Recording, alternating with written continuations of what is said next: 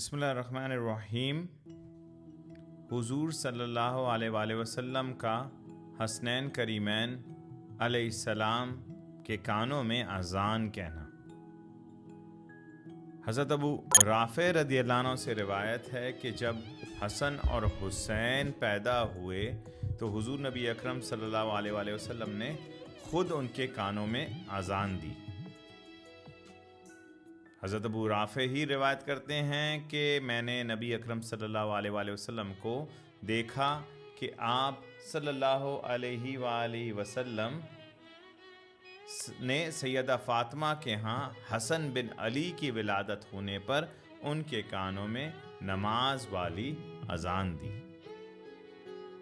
مزید حضرت ابو رافع ہی بیان کرتے ہیں کہ حضور نبی اکرم صلی اللہ علیہ وسلم کو دیکھا کہ آپ صلی اللہ علیہ وسلم نے فاطمہ کے ہاں حسین کی ولادت پر ان کے کانوں میں اذان دی۔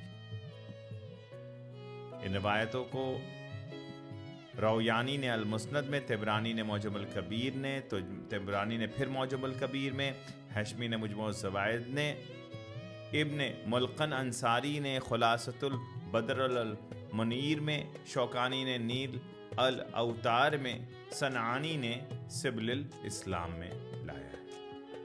اور ان ساری حدیثوں کو حضور سیدی شیخ الاسلام الدکتور پروفیسر ڈاکٹر محمد طاہر القادری مدث اللہ علیہ نے مرج البحرین فی مناقب الحسنین میں جمع کر دیا۔ اب آئیے حدیث سے حاصل ہونے والے چند نکات کی طرف چلتے ہیں۔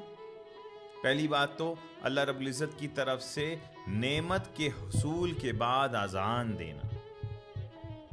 دائیں کان میں اذان اور بائیں کان میں اقامت کہی جائے گی۔ بچوں کے کانوں میں اذان دینے کی یہ ایک سنت عمل ہو گئی اور اس کے کئی فوائد اور گہری معنی ہیں۔ پہلی چیز کہ یہ پہلا کلمہ ہو گیا اس کے کان میں۔ بچے کی پیدائش کے بعد اس کے کان میں سب سے پہلے اللہ کی عظمت اور توحید کا پیغام اللہ اکبر اللہ اکبر، اس کو پہنچانا، اس کے لیے اسلام کا پہلا تعارف ہوتا ہے۔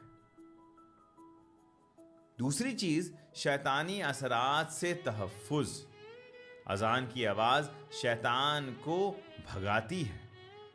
اس طرح بچے کو شیطانی وسوسوں اور بری طاقتوں سے محفوظ رکھنے کی دعا اور کوشش کی جاتی ہے۔ تیسری چیز دینی بنیاد۔ یہ عمل بچے کے دل میں بچپن سے ہی دین کی بنیاد ڈالنے کا ایک طریقہ ہے۔ اس سے اس کی روحانی تربیت کا آغاز ہوتا ہے اور پھر برکت اور رحمت۔ اذان میں اللہ کا ذکر اور نبی صلی اللہ علیہ وآلہ وسلم پر درود ہوتا ہے جو بچے اور اس کے گھر کے لیے برکت اور رحمت کا ذریعہ بنتا ہے۔ اور اگلی چیز کہ فطرت اسلام پر پیدائش، یہ اس بات کی طرف اشارہ ہے کہ ہر بچہ فطرت اسلام پر پیدا ہوتا ہے اور اذان اس کی اس فطرت کا اور پختہ کرتا ہے، اس کو اور ایکسٹینڈ کرتا ہے۔ جب بچے کے اندر روح پھونک دی جاتی ہے تو سب سے پہلے جو اس کے سینسز کام کرنا چالو کرتے ہیں وہ ہیں انہو کانم سمیعن بصیرا۔ اللہ رب العزت نے جو ہے اسے سننے والا اور دیکھنے والا بنایا ہے۔ سننے والا پہلے ہوتا ہے، بعد میں دیکھنے والا ہوتا ہے۔ قرآنی تصور پہلے کان اور پھر آنکھیں ہیں۔ قرآن کریم میں انسانی تخلیق کا ذکر کرتے ہوئے اکثر کان سما کو آنکھوں بصر سے پہلے بیان کیا گیا ہے۔ مثال کے طور پہ سورہ سجدہ آیت نمبر 9 میں فرمایا، پھر اسے درست کیا اور اس میں اپنی روح پھونکی اور تمہارے لیے کان اور آنکھیں اور دل بنائے، تم لوگ بہت کم شکر ادا کرتے ہو۔ اس ترتیب میں بھی حکمت پوشیدہ ہے۔ بچپن میں انسان سننے کی صلاحیت سے زیادہ سیکھتا ہے، خاص طور پر زبان اور ماحول کی آوازوں کو پہچاننے میں۔ اذان کا سب سے پہلا کانوں میں دیا جانا بھی اسی قرآنی ترتیب اور حکمت کے مطابق ہے، جہاں سماعت سننے کی قوت کو ترجیح دی گئی۔ اب آپ آئیے حدیث کی طرف کہ تاجدار کائنات صلی اللہ علیہ وآلہ وسلم کا حسنین کریمین کی کانوں میں اذان دینا،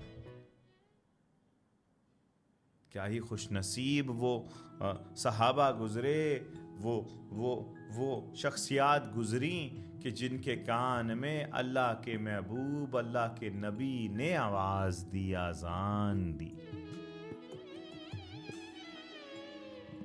اور پھر وہ جو اللہ کی آواز، اللہ کا اذان، وہ ایک ظاہری روح ہو گئی، ظاہری تسکین ہو گئی کان کے ذریعے ان کے دل کی طرف۔